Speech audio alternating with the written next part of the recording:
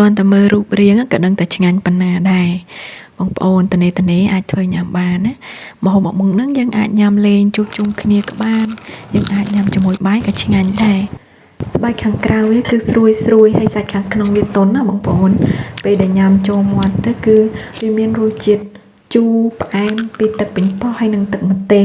ក៏ដូចជាគ្រឿងផ្សេងទៀតគឺវាចូលជាតិគ្នាបងប្អូនចំណែកឯវិធីធ្វើវិញគឺស្រួលទេបងប្អូនហើយនេះគឺជាគ្រឿងផ្សំបងប្អូនអាចស្កប់វាបាននេះស្លាប់មាន់ខ្ញុំ10ស្លាបបងប្អូនខ្ញុំប្រឡាក់វា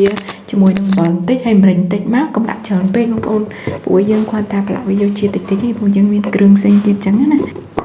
ច្បល់វាឲ្យវាសប់អំបិលហើយម្រេចមកឲ្យទុកឲ្យចោលបងប្អូន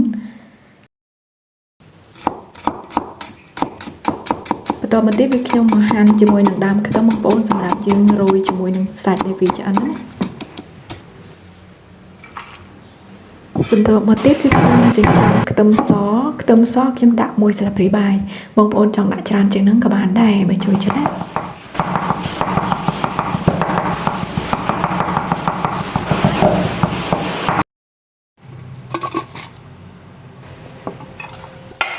ហើយខ្ញុំយកខ្ទឹមសច្រាំទៅបំពងបងប្អូនធ្វើម៉េចកុំឲ្យខ្លោចណា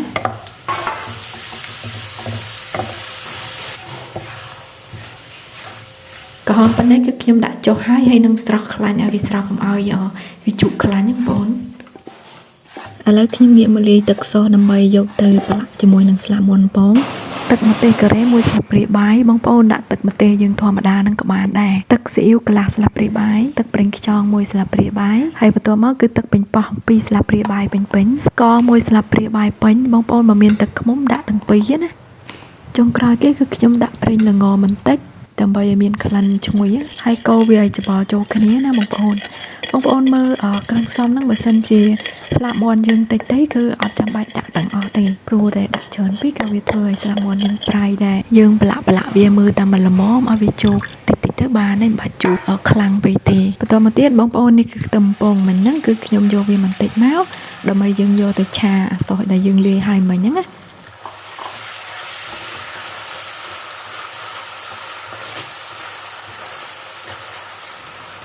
ឆាមិនបាច់យូរពេកទេបងប្អូនដាក់តែមកត្រឡប់ទៅបានហើយបើសិនជាវាគោកយើងដាក់ថែមទឹកបន្តិចមកកុំឲ្យវាគោកទៅវាប្រៃ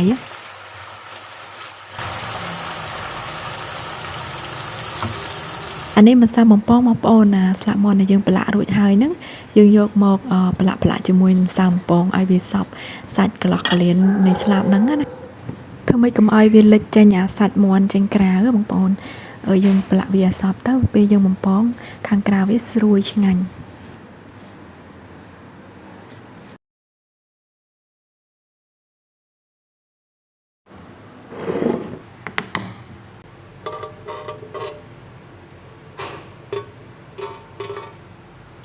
រួចរាល់ហើយបងប្អូនឥឡូវខ្ញុំយកបំពងហើយមិញហ្នឹងគឺឲ្យបានចុចបងប្អូនបានដាក់ចូលឆ្នាំងបាត់ហើយ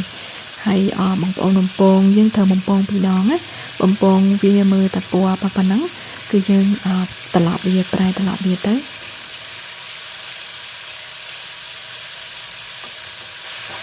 ពណ៌យ៉ាងលឿងតិចហ្នឹងគឺដាក់ចុះមកបងប្អូនព្រោះអីយើងត្រូវបំពងម្ដងទៀតណាយើងធ្វើបែបហ្នឹងទៅស្លាបមាន់យើងវាស្រួយបានល្អបើយើងបំពងតែម្ដងគឺធ្វើឲ្យស្លាបមាន់យើងខ្លោចវាអត់សូវស្រួយទេបន្ទាប់ពីស្រង់ចេញភាសាហើយអានេះគឺខ្ញុំចាក់ប្រេងចូលម្ដងទៀតហើយប្រេងនេះគឺប្រេងដដែលទេបងប្អូនហើយណាមួយពេលដែលយើងបំពង2ដងអញ្ចឹងយើងទុកឲ្យអាប្រេងចាស់ដែលបំពងសាមុនហ្នឹងឲ្យវារងជាមួយនឹងអាកតិកទីដែលយើងបំពងលើកមុនណាហើយយើងចាក់ម្ដងទៀតទៅប្រេងយើងវាថ្លាជាងមុនណា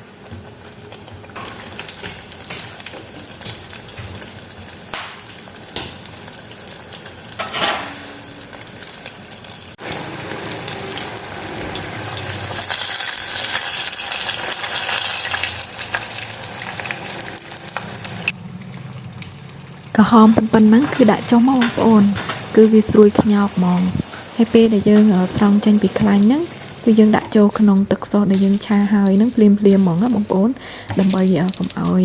មាន់ហ្នឹងវាទុកយូរទៅវាលែងស្រួយអញ្ចឹងដាក់ភ្លាមទៅវាស្រួយឆ្ងាញ់យើងញ៉ាំក្តៅណាកូរច្បល់ឲ្យគ្រឿងហ្នឹងវាជាប់ជាមួយនឹងស្លាបមាន់បើយើងសប់បានល្អបងប្អូន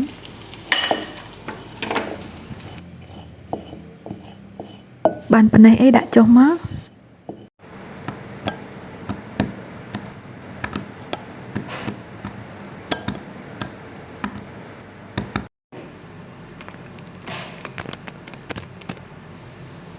Khăn kê vinh lặng chui mong á bong bong cùi trong nham ớt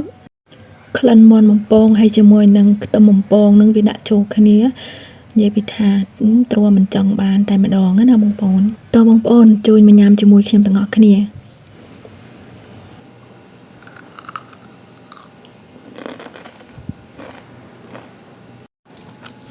em prai chu hal vậy thay nó không nâng tầng mong hay cam tới đôi cho môi nâng tâm bong tiệt á